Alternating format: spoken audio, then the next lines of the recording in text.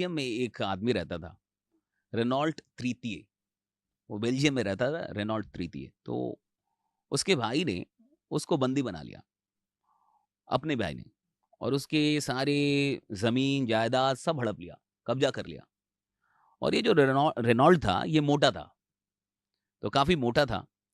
तो इसके भाई ने क्या किया कि इसको एक कमरे में बंद कर दिया, और उस कमरे का जो दरवाज़ा था, वो बाकी कमरे के दरवाज़ों से छोटा था। सामान्य दरवाज़ों से छोटा था, जिससे वो मोटा आदमी बाहर ना निकल पाए। तो उसके भाई ने उससे एक डील किया कि अगर तुम इस दरवाजे से बाहर निकल गए, तो मैं तुम्हारा सब कुछ जो मैंने कब्जा किया है, वो सब कुछ लौटा दूंगा। तुम्हारा ज़मीन, तुम्हारी सारी चीज़ें मैं तुमको वापस कर दूंगा, ये मेरा वादा है। अब देखिए रेनॉल्ट के साथ क्या हुआ। अब इसका जो भाई था, ये बड़ा चालाक था।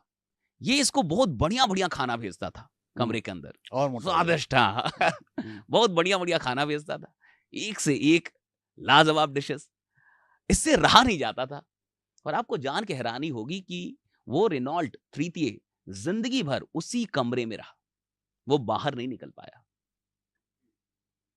यानी स्वतंत्र होने के लिए जो अनुशासन चाहिए था, उस फ्रीडम के लिए जो कीमत चुकानी थी, वो नहीं चुका पाया, क्योंकि वो डिसिप्लिन नहीं था।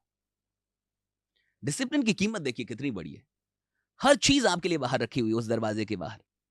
आपके पास आज़ादी है, एक बढ़िया ज़िंदगी है, फ्रीडम है, सारी चीज़ें हैं, लेकिन आपसे नहीं हो पा रहा क्योंकि आपका खुद पे कंट्रोल नहीं है। तो जिस इंसान का खुद पे कंट्रोल नहीं है, उसकी ज़िंदगी लगभग ऐसी ही है, जैसे उस रेनॉल्ट की थी।